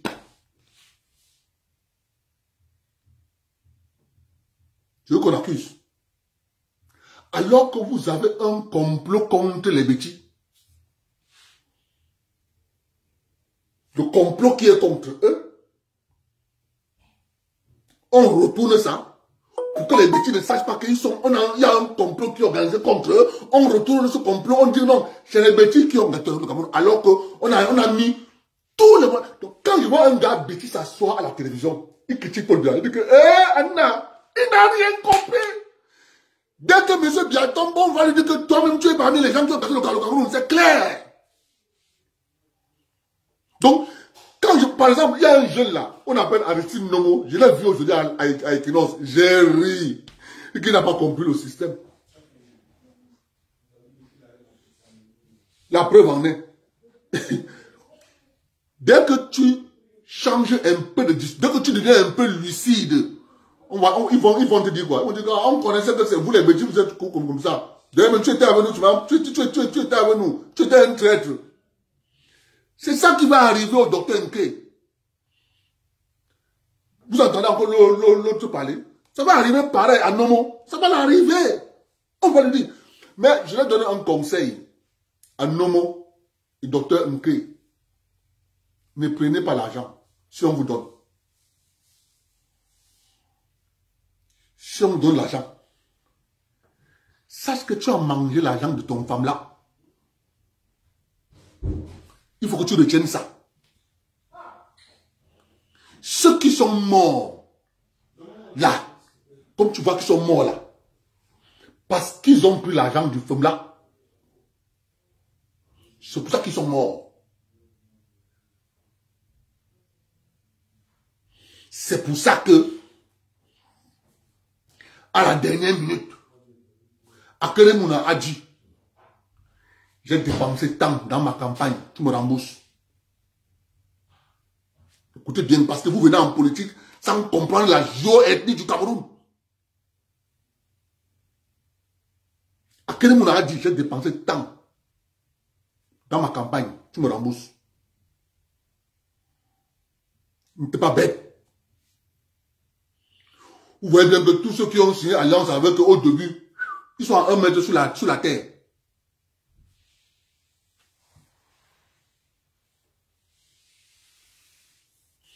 Donc lorsque vous ne comprenez pas ça, moi là, au Cameroun, quand quelqu'un parle de Paul Biya, ce que les gens ne savent pas, c'est que au Cameroun, lorsqu'on décide de mettre l'État sur pied, il y a 15 personnes, je vous donne toujours les noms là ici. Dans ces 15 personnes, il y avait 6 Bétis. Quand j'appelle Bétis, c'est le peuple du centre, de l'est et du sud. Tous ces peuples-là, c'est ça que j'appelle Bétis. Ils étaient 6. Lorsque nous on parle de ça là, je vous ai dit récemment ici que la République du Cameroun a prêté à Tawamba, le président du JICAM, 5 milliards. Bon, ok, que la République du Cameroun me prête aussi 5 milliards, je vois.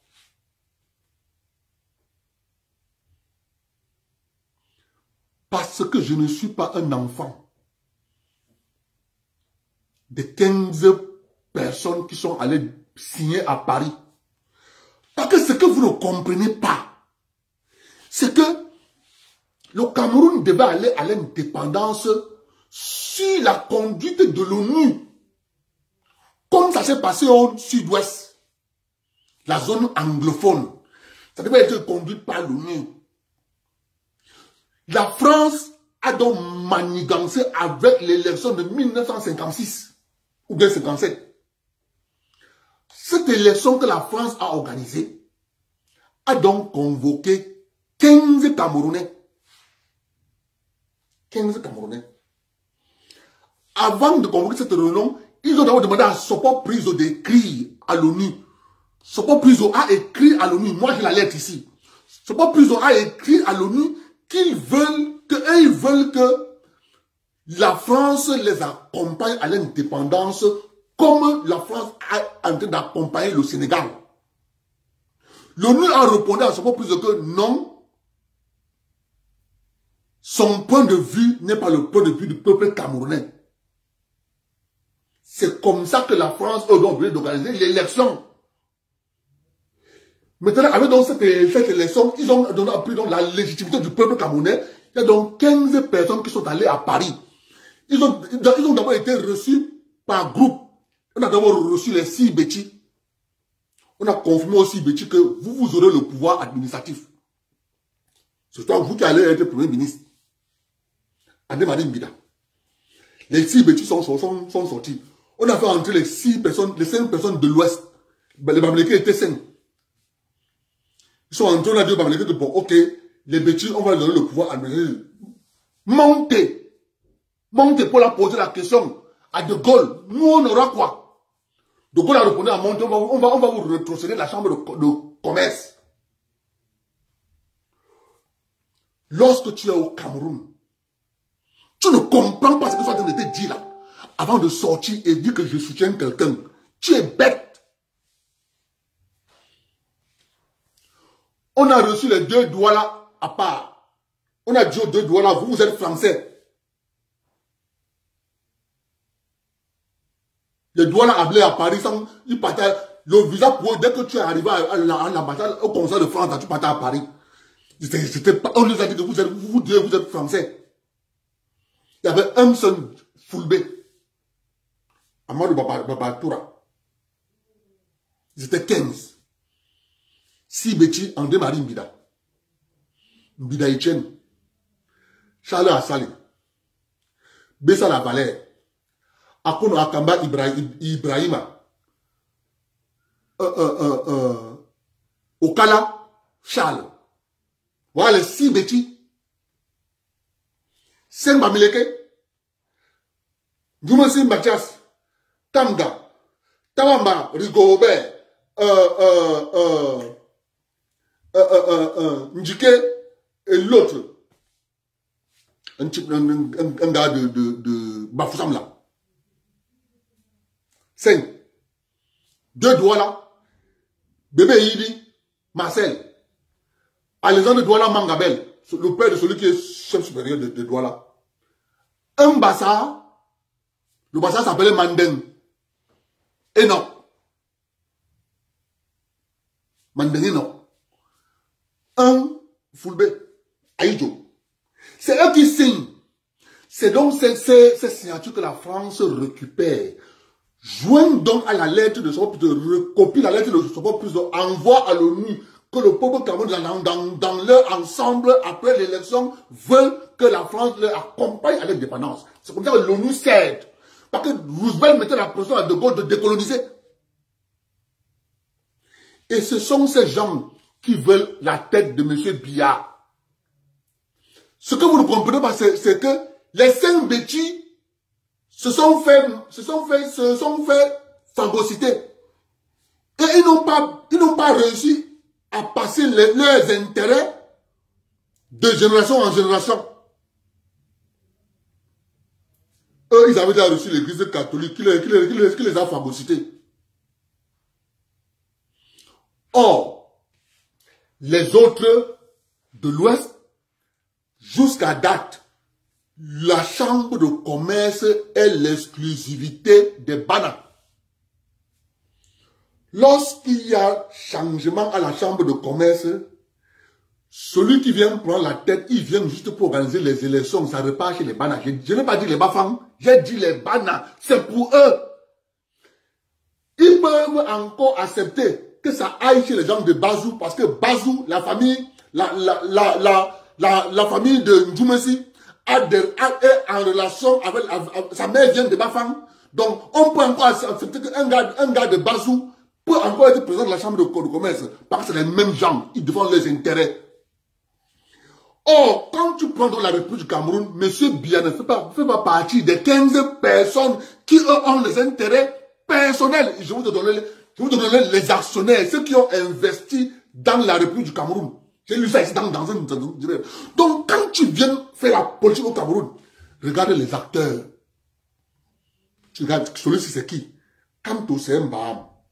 Et les Baham étaient parmi les gens qui sont allés à Paris. Ils défendent leurs intérêts. Vous, votre intérêt, il est où? Vous avez 0 intérêt. Université privée, vous n'avez pas. Clinique, vous n'avez pas.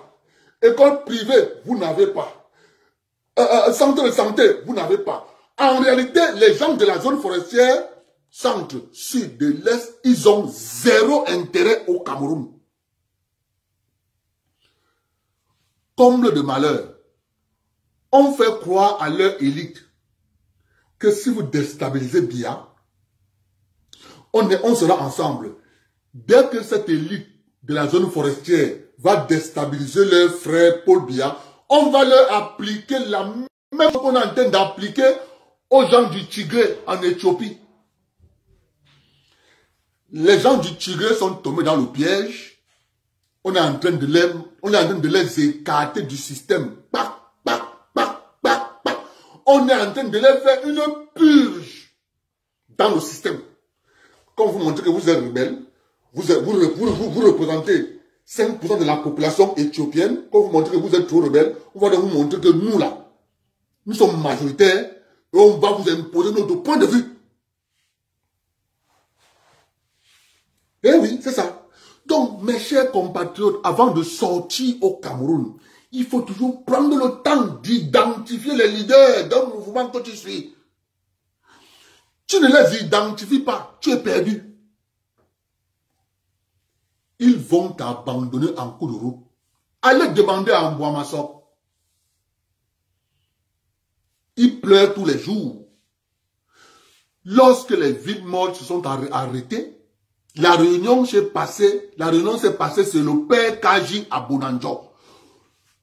Tous les leaders politico-administratifs et affaires s'est retrouvés sur le père Kaji à Bonanjo, les années 91.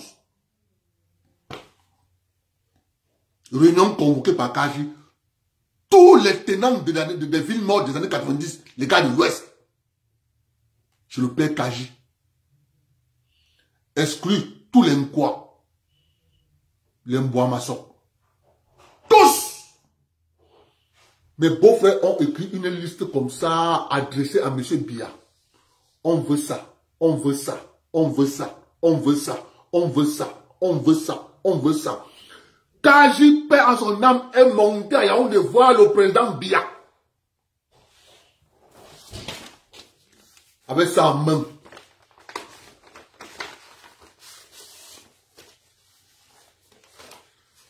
Avec ça en main.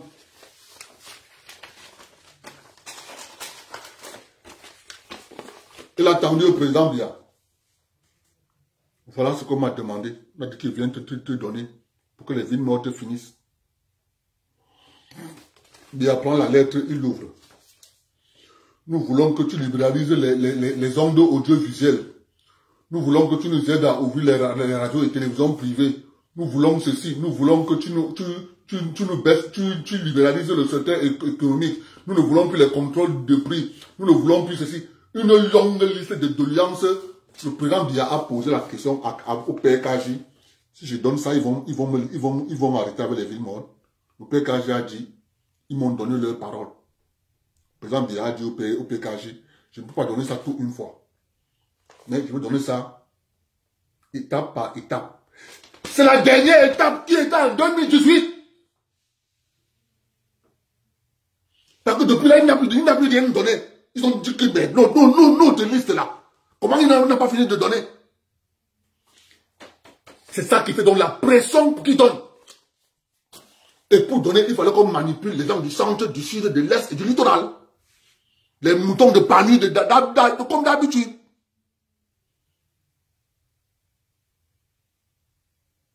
C'est de ça qu'il est question. Moi, je peux sortir au Cameroun contre M. Biya. Je maîtrise ce système. Dès que je vois un gars devant, qui est son père? Il est le cousin de qui? Parce qu'il faut toujours savoir que des fois on prend un cousin, on met devant. Derrière ce cousin qu'on a mis là devant, tu as les familles qui sont derrière. Mais sauf que M. Biya ne fait pas partie de ces gens, de ces 15 personnes qui sont allées à Paris signer pour que la France accompagne le Cameroun à l'indépendance. M. Biya n'était pas dedans. C'est ça qu'on en voulait à Ahidjo. Lorsque Ahidjo donne à M. Biya le pouvoir, M. Biya fait un discours, rigueur et moralisation. Les gars ont suivi Ahidjo au lac, à sa résidence au lac. Tu vois l'enfant que tu nous as donné là? L'enfant l'a fait un discours, il dit rigueur et moralisation, il veut moraliser les qui? Ahidjo prend son téléphone, il appelle M. Biya, qu'il vient le trouver au lac central. M. Biya par terre, coup d'état. M. Biya dit que je ne parle pas. On a reporté le coup d'état en 84. Et vous êtes là, quand je vois les enfants, les bêtis, les étonnes, les bafias sortis, les bidons, les gens qui n'ont rien compris au système, ils se font manipuler, rouler dans la farine. Je dis que mais ces gens-ci, ils sortent même d'où? Ils sortent d'où? Ils n'ont rien compris au système. Le système est fondamentalement basé sur la manipulation et de l'émotion. Tant que tu n'analyses pas les acteurs, qui sont les acteurs? Quand tu comprends qui sont les acteurs, tu vois les liens qui sont... J'entends souvent les gens, les bêtis parler au Cameroun là. Hein? Il y a une alliance nord-sud. Eh, il n'y a pas d'alliance nord-sud. Il n'y a jamais eu d'alliance nord-sud. La première alliance au Cameroun, la première alliance politique au Cameroun, c'est l'alliance nord-ouest. Parce que c'est cette alliance qui remplace Mbida. Et vous venez me raconter des bêtises à dormir debout en me disant qu'il y a zéro alliance nord-sud. Le président Aïdjo voulant échapper à ce verrou des intérêts que cela était nombreux plus que lui connaissait, a préféré donner le pouvoir à quelqu'un qui était hors ces choses pour que lui essaie de contrôler cette personne, pour que cette personne lui soit redevable. Or, sauf que Mitterrand est venu dire à Aïdjo, pas. Mitterrand est venu dire à Aïdjo, prends l'avion, pas. Tu le laisses tranquille. Donc, c'est pour ça quand je vois ces gens au Cameroun là, les soi-disant intellectuels là, qui occupent les plateaux de télévision, c'est pour ça que je ne peux pas. Quand j'étais au Cameroun, je disais, je ne peux pas aller m'asseoir sur un plateau de télévision. Je ne peux pas. Ça ne sert à rien. Je parle comme je parle là sur Facebook. L'homme qui veut, il écoute. S'il ne veut pas, il n'écoute pas. Lorsque vous allez comprendre que seuls les intérêts économiques que vous mettez sur pied, qui vont faire en sorte qu'on va vous respecter, on va vous donner votre code part. Et le système est tellement bizarre. Le système est que quand tu as compris le game, le système te dit que bon, ok, voilà ton secteur qu'on te donne, ne viens pas ici. La diaspora camerounaise de la zone forestière, vous êtes 2 millions. Je le dis chaque fois, je vais le répéter parce que la répétition est d'ordre pédagogique. Vous êtes 2 millions. On dit les enfants de la forêt. Nous sommes 2 millions. Comme nous sommes 2 millions, pourquoi on ne meurt pas pauvre? On met 50 € fois 2 millions.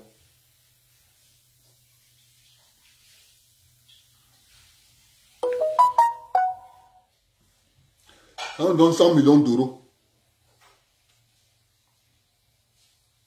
Ça, c'est par mois. Fois 12.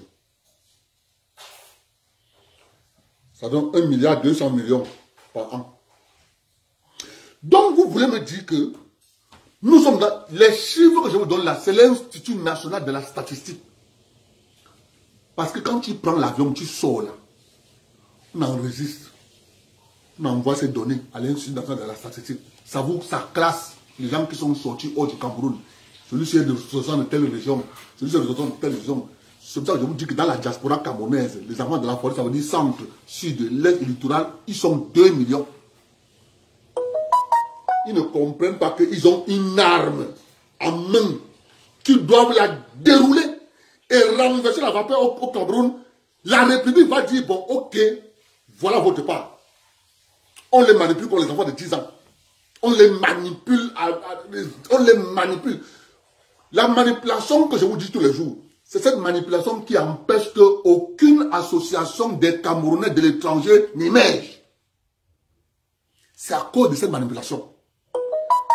Dans aucun pays sur la planète, tu ne vas trouver l'association des Camerounais émerger. Ça n'existe pas. C'est à cause de cette manipulation. Nous, on a compris ça. Tu comprends que on va donc créer l'association des Camerounais de la zone forestière, centre, sud-est, littoral, terminé. Dans tous les pays du monde, vous avez l'association des Camerounais, l'association des Gabonais, l'association des Guinéens, sauf le Cameroun. C'est à cause de cette manipulation. Parce que dès que vous mettez ensemble, ça suscite en vous une autre dynamique qui va automatiquement aller vers les intérêts économiques. Il ne faut pas que vous preniez le chemin des intérêts économiques. Il faut vous maintenir dans l'endormissement.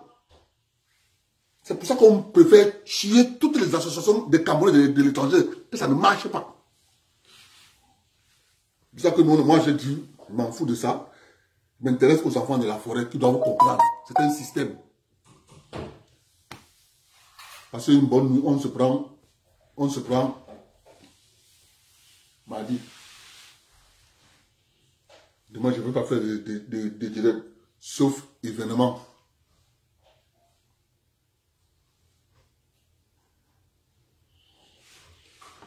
Sauf s'il y a un événement, je pourrais faire un direct, mais demain, je ne fais pas de direct. C'est de ça qu'il est question.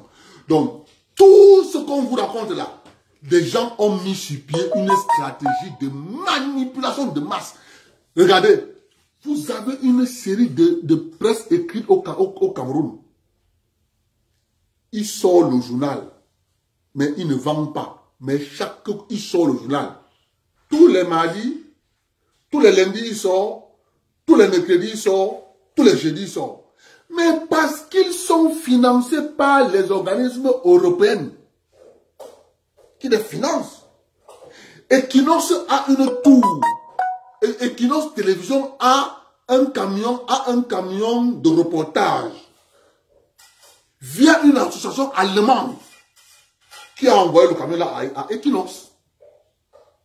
Le camion qui fait le relais. Quand il faut aller faire un reportage, le camion studio là, le camion de la réalisation là, ça a failli une association allemande. Les enfants de la forêt sont là, ils continuent de dormir. Il y a un gars qui m'a appelé l'autre jour, il me dit, grand frère, vraiment de Dieu, quand tu parles, est-ce que les gens comprennent ce que tu dis? Il me dit que moi je suis ici en Allemagne. Je suis dans une université ici. Là. Mais dans cette université, on est environ 380 Camerounais. Il me dit, dans les 380 Camerounais, tu enlèves les 9 régions. Les 9 régions représentent environ 20 étudiants. Seule la région de l'Ouest. Le reste, il me dit, mais je comprends pourquoi. Mais bien sûr, quand tu entends tous les jours au Cameroun, on dit il faut la méritocratie. Mais parce qu'on sait que les gars, ils sont prêts dans tous les domaines. Les gars sont prêts dans tous les domaines. C'est ça qu'on dit la méritocratie, la méritocratie. Or, nous on dit non, fédéralisme communautaire. Par contre, c'est que si on dit fédéralisme communautaire, ça donne la méritocratie. C'est pour ça que lorsque vous ne comprenez pas tous ces jeux-là, vous entrez dans cette manipulation. Retenez que aucun enfant ressortissant de l'Est Cameroun n'est notaire. C'est pour ça que M. Kamto avait mis sa base de financement à l'Est Cameroun.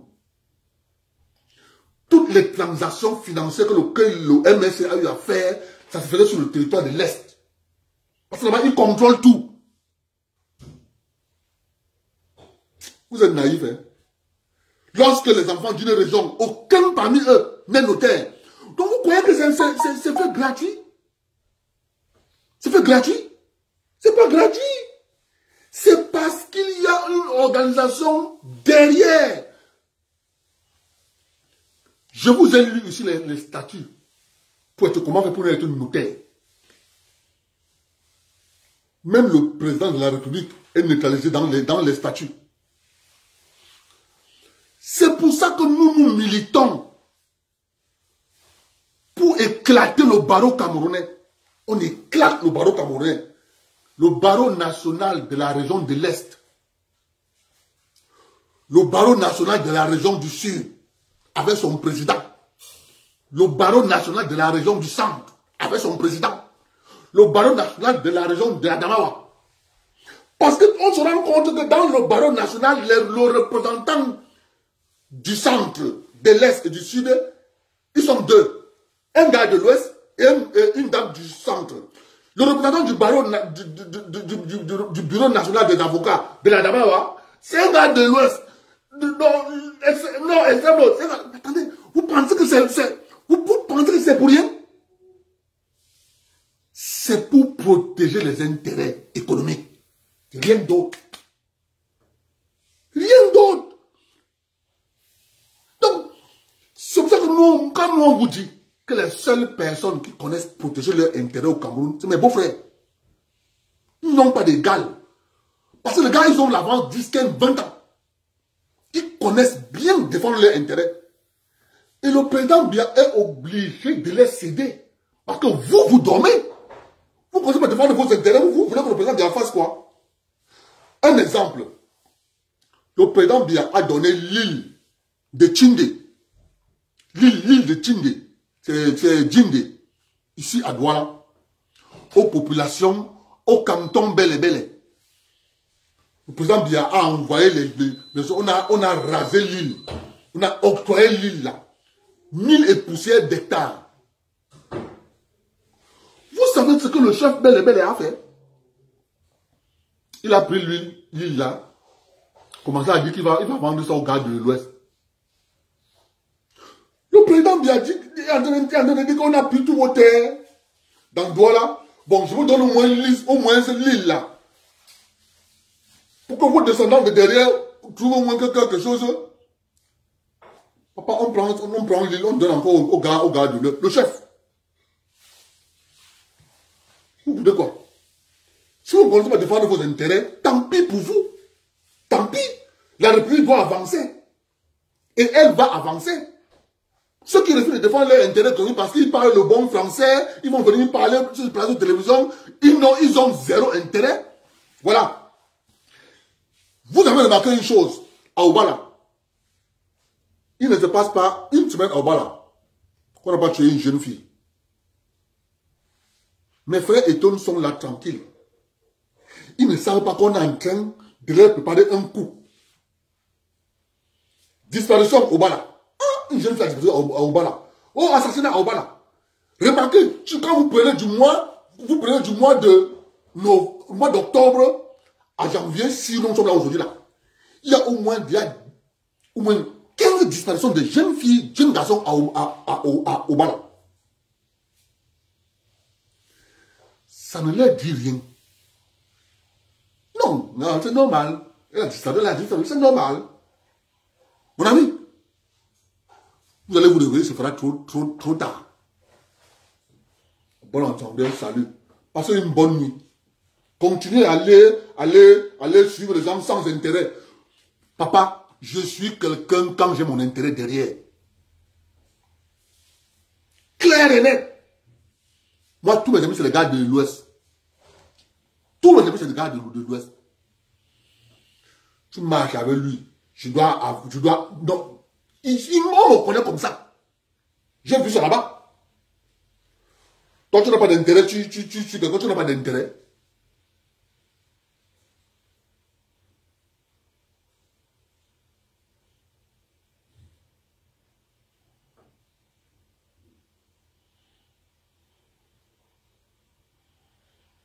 Bonne soirée, on se prend demain.